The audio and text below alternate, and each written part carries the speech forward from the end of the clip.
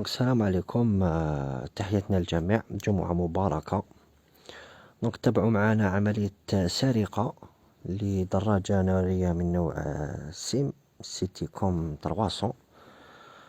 اللي صارت اليوم الجمعة 11 ديسمبر 2020 على حساب الساعة 4:25. على مستوى منزل بالتعاونية 20 فيلا EPLF بيرتوتا. كما تلاحظوا سرقة تمت من داخل الكراج تاع الفيلا. خرجوا لا موطو بعدوها شوية على لا فيلا، وهنا كتشوفوا كانوا يحاولوا يشعلوا فيها.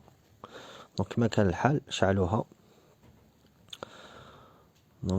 شخصين دو جون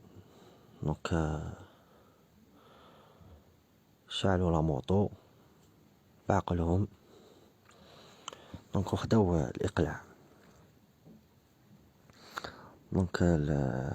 المنزل جاي اون فاس لا سيتي 150 لونجمون بيرتوتا.